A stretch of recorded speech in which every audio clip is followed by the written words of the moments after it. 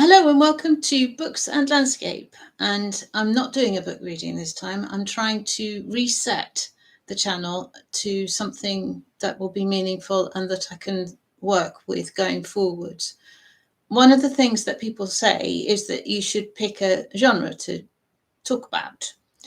And the genre that I like to talk about is non-fiction books, which actually turns out to be rather a broad genre, but I did some research and looked at the variable thing that is Wikipedia, because that relies on who thinks what when they put it together. And the list for non-fiction books is good fun, and there's a lot of them that I can cover. So non-fiction books and bits that are landscape and or ecology related is where I'm coming from, but there's all sorts of things that are landscape and ecology related. So definition of non-fiction: academic, history, life, which is memoirs and stuff, criticism, news related, persuasive of argument, reference, self-help, and textbooks. So most people tend to think of non-fiction as self-help or autobiographies. And somebody did say, was our stuff related largely to biography? And I suppose you could sort of go down that path. Self-help is improbable, but again, I suppose it depends on how you define self-help. So the more detail, academic, you could say that they're academic, but academic texts tend to be very, very, very dusty to read. And neither of us have been into dusty reading. Simon was definitely opposed to dusty reading. He was dyslexic and probably all sorts of other badges that kids get now. But as a child, for him, he just had to battle his way through, and thankfully could write. His spelling was pretty atrocious, but he got a lot of beatings. So yeah, right. So academic, bibliographical, no, thank you.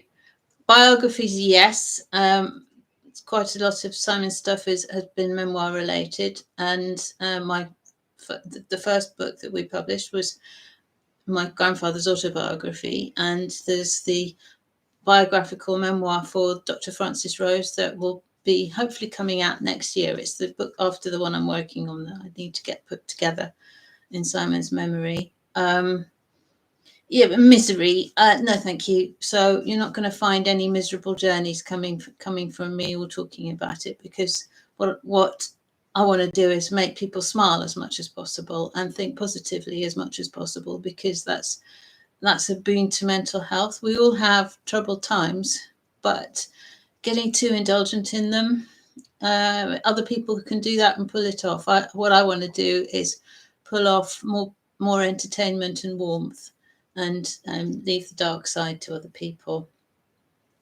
Medieval health. This is Wikipedia. Cookbook. There's actually a cookbook that I've planned for years, but whether I'll pull it off, I don't know. Factual narrative to entertain, creative non-fiction, which is an interesting idea. And Silly Birding, Simon's book on being a twitcher, is probably creative non-fiction, because he put a lot of people talking in it. You could say Freckles and Friends is creative non-fiction. Essays, point of view stuff. So that ties in with Stephen Jay Gould, and he used to do essays for learned magazines, and they transferred into being incredibly successful in the 1980s and 1990s. And I still do spend a lot of time thinking about Stephen Jay Gould stuff. And anything that affects journalism. So art, yes. Business, probably no. Technical, well, Lichens of Jersey was technical. Entertainment and gossip, I watched a lot of that. Not sure that I could pull any of that off.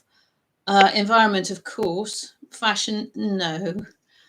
Global politics or more, that's not entertaining. Medical, other people do that. Political, other people do that. Science, yes, to a degree, but not as a scientist, more as a user of science. Sport, no. Trade, other people do that. Economics, other people do that. Technical entertainment, I love computers and using computers, and it's important to be able to do that. Travel, yes.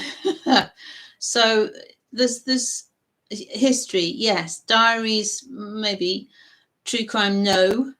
Law, no. Letters, improbable.